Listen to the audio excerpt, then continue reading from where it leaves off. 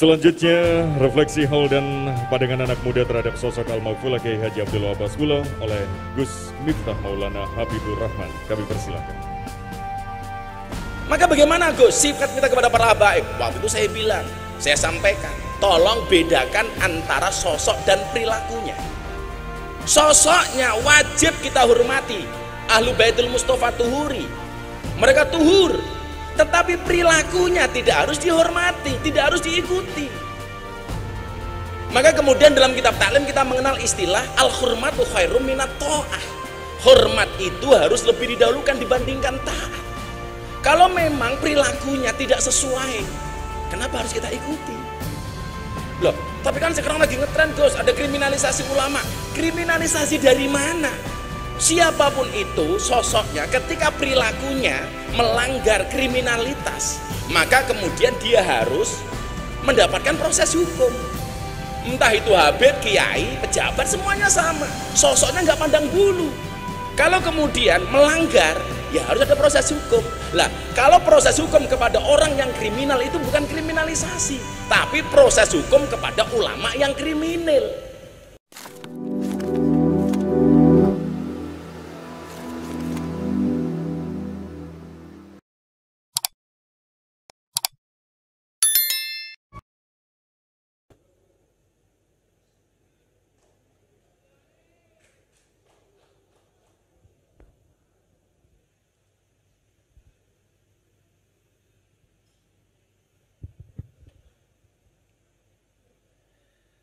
Assalamualaikum warahmatullahi wabarakatuh.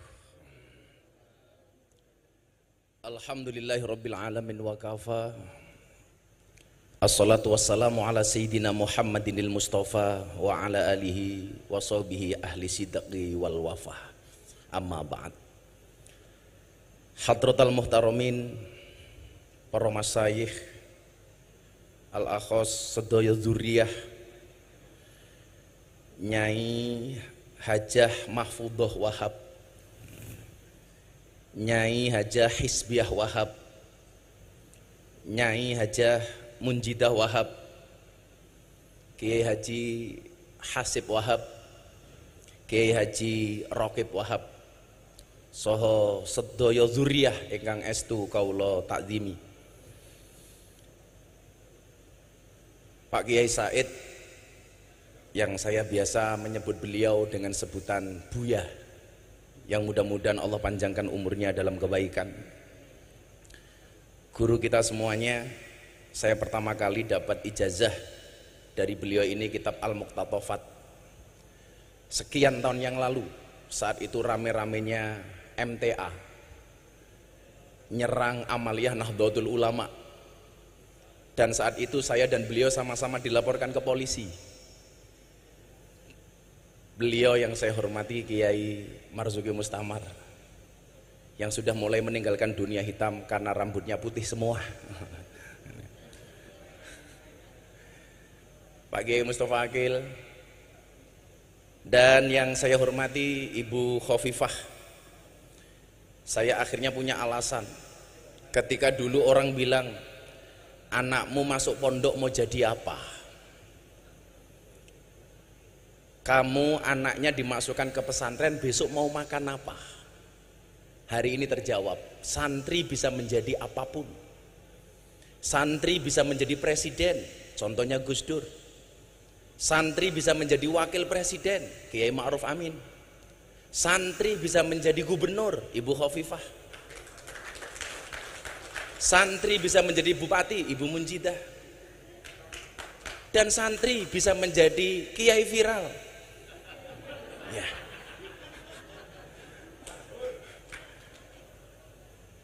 Dulu orang bilang, kamu masuk pesantren jadi apa?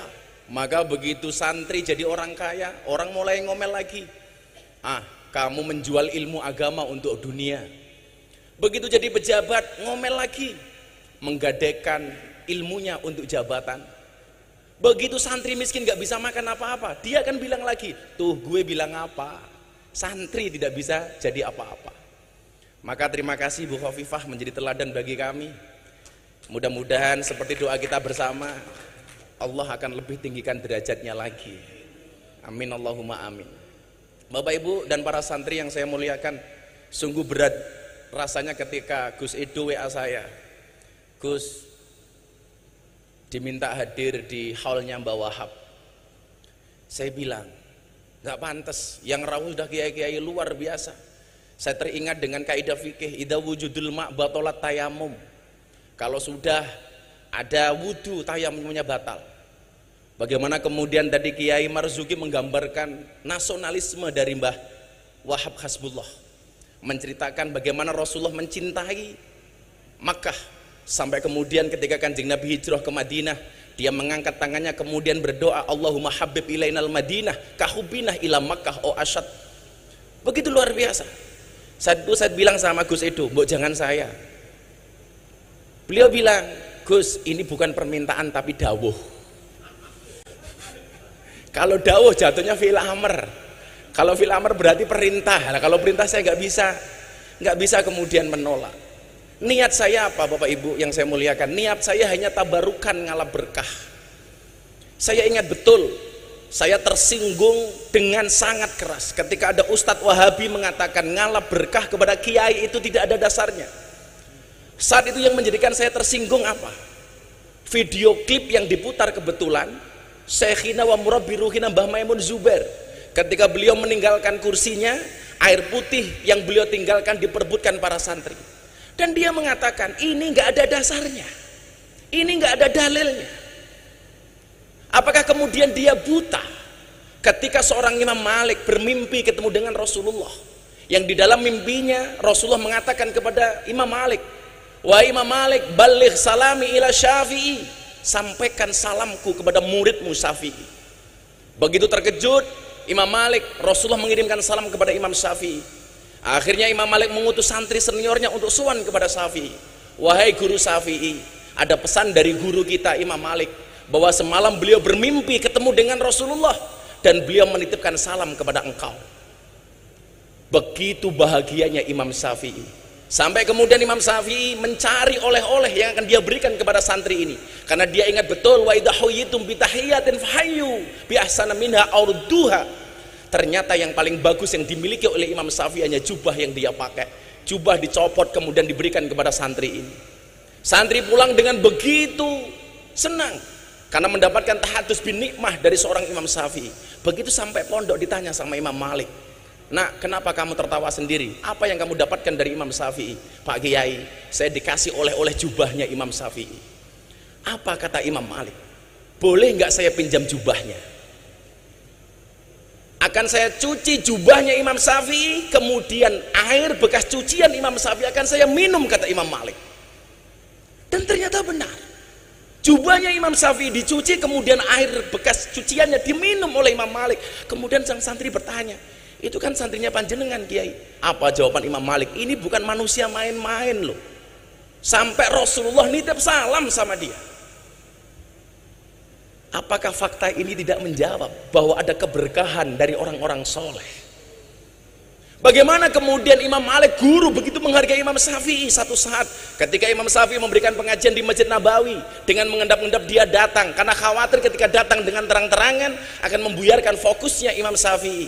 Saat dia mendengarkan kajian dari Imam Syafi'i, Imam Malik menulis di dinding Masjid Nabawi dengan kalimat, man aroda ilmun nafis fa alaihi bi Muhammad bin Idris. Barang siapa yang menghendaki ilmu-ilmu yang penting, hendaknya dia ngaji dengan Imam Syafi'i, Muhammad bin Idris.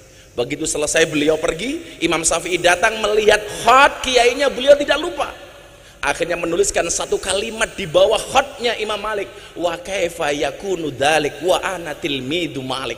Bagaimana saya bisa menjadi seperti ini sementara saya ini adalah muridnya Imam Malik? Ada keberkahan di antara guru dan murid. Kenapa orang-orang Wahabi menolak fakta ini? Maka Bu Nyai, Pak Kiai, saya sowan dalam rangka tabarukan. Maka saya selalu mengatakan, bila teman membuatmu kecewa, bila pasangan membuatmu terluka, dan bila corona membuatmu menderita, yakinlah Gus Miftah sowan dengan membawa cinta.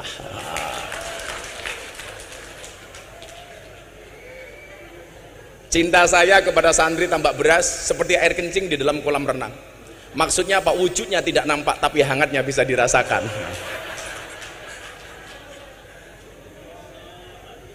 Kenapa saya mencintai orang-orang soleh seperti Mbak Wahab? Imam Syafi'i mengatakan, uhibbus solihina walastu minhum la'alli an anala bihimus syafa'ah wa akrahu man tijaratuhul ma'asi walau kunna sawa'an fil bid'ah. Aku mencintai orang soleh walaupun saya bukan merupakan bagian dari orang soleh. Tujuannya apa?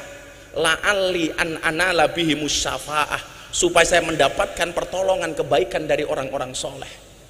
Makanya Bu Gubernur, saat dulu saya masih mahasiswa, saya sering belusuan ke Doli.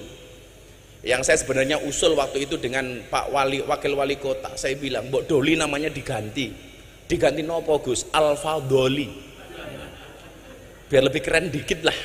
Yang dulu saya itu masih mahasiswa Kiai, saya udah belusuan ke Doli, karena saya masuk ke lokalisasi Nyuwun Sewu sejak tahun 2000, saat umur saya masih 19-20 tahun.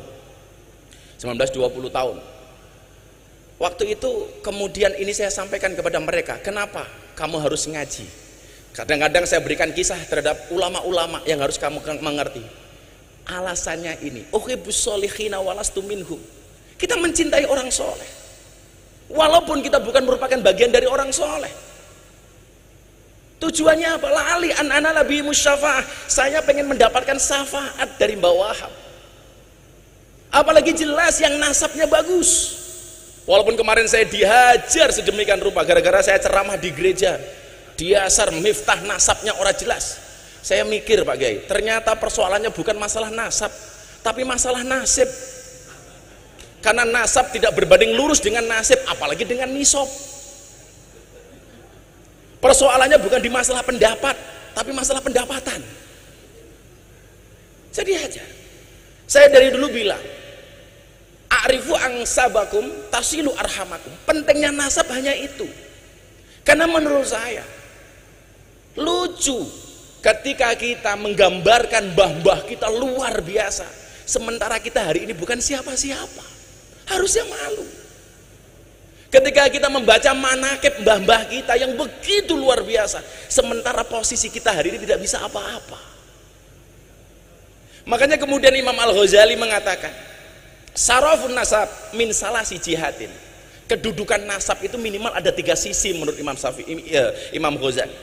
Idaha yang pertama, al-intiha ila sajarati Rasulullah sallallahu alaihi wasallam fala yu'adilahu syai'un. Yang pertama adalah nasab yang langsung terhubung dengan Rasulullah. Ini nggak ada lawan kata Imam Ghazali.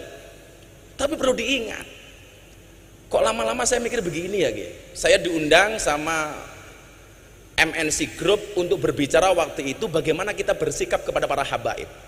Orang mengatakan orang NU tidak menghormati habaib. Kamu salah.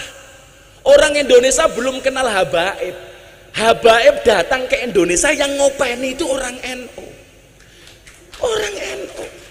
Jadi kalau you mengatakan orang NU orang NU tidak mencintai habaib, dan kamu mengajarkan kiai-kiai NU untuk mencintai habaib, itu sama halnya Anda ngajari bebek berenang. Bebek berenang. Maka bagaimana Gus sifat kita kepada para habaib? Waktu itu saya bilang, saya sampaikan, tolong bedakan antara sosok dan perilakunya. Sosoknya wajib kita hormati. Ahlu Baitul Mustafa tuhuri, mereka tuhur, tetapi perilakunya tidak harus dihormati, tidak harus diikuti. Maka kemudian dalam kitab taklim kita mengenal istilah al-hurmatu khairum minat ta'ah. Hormat itu harus lebih didahulukan dibandingkan taat. Kalau memang perilakunya tidak sesuai, kenapa harus kita ikuti? Saya dibilang katanya su'ul adab. Dari mana saya su'ul adab? Contoh begini, al-hurmatu khairum minat ta'ah. Ketika Pak Kiai Marzuki sholat subuh sama saya, Miftah kamu ngimami sholat, saya bilang sama beliau, boten Pak Kiai. Begitu saya jawab boten, konteksnya saya tidak taat sama beliau, tetapi ketidaktaatan saya karena hormat sama beliau. Ibu-ibu di pagi hari masak, suaminya lagi macul, Pak sarapannya pun mateng, ayo sarapan. Suaminya bilang, pun ibu rien, jenengan rien nih. Kalau Anda memahami kalimat ini, al-hurmatu khairum minat ta'ah, harusnya apa? Boten kulon nunggu abah. Orang kok, pun bu jenengan rien, oke, iki wong wedok ceniningan namanya itu.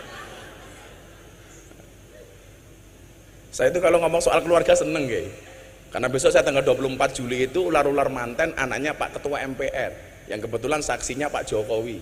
Pak Jokowi itu lucu, diundang untuk saksi nikah di pernikahan anaknya Pak Bamsud. Beliau bilang, ya sudah saya datang, tapi yang nasihat pernikahan Gus Miftah saja ya. Karena saya bilang, Bu, suami yang baik itu banyak mendengarkan pendapat dari istrinya, dan istri yang baik banyak mendapatkan pendapatan dari suaminya. Nanti santri-santri di belakang tuh seneng banget itu. Makanya santri-santri kalau seneng sama cewek, pilihannya satu di antara dua, halalkan atau tinggalkan. Oh,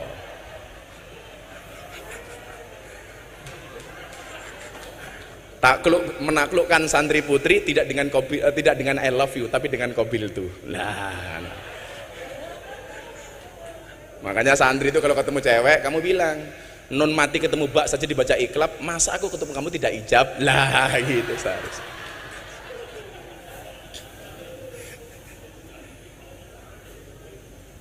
Jadi perilakunya tidak harus kita ikuti. Kalau memang kemudian perilakunya tidak sesuai, ya jangan kita ikuti. Dalam beribadah contohlah, kita banyak menggunakan pendapatnya Syafi'i. Begitu kita tidak menggunakan pendapatnya Imam Malik, bukan berarti kita membenci Imam Malik kan? Bukan berarti kita membenci pendapatnya Imam Hanafi, walaupun kita menggunakan pendapatnya Imam Syafi'i. Loh, tapi kan sekarang lagi ngetren Gus, ada kriminalisasi ulama. Kriminalisasi dari mana? Siapapun itu sosoknya, ketika perilakunya melanggar kriminalitas, maka kemudian dia harus mendapatkan proses hukum. Entah itu Habib, kiai, pejabat, semuanya sama. Sosoknya nggak pandang bulu. Kalau kemudian melanggar, ya harus ada proses hukum. Lah, kalau proses hukum kepada orang yang kriminal itu bukan kriminalisasi, tapi proses hukum kepada ulama yang kriminal. Kalau kata Kiai Marzuki, kriminalisasi ulama itu ngundang kiai pulang tidak diamplopi. Lah itu kriminalisasi. Kata Pak Polisi melanggar KUHP pasal 378, penipuan.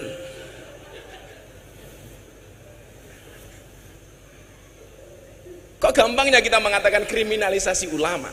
Maka kawan-kawan santri, saya pikir tetap hormati siapapun habaib itu. Tapi soal perilakunya, apakah harus kita taati atau enggak, kita lihat seperti apa perilakunya.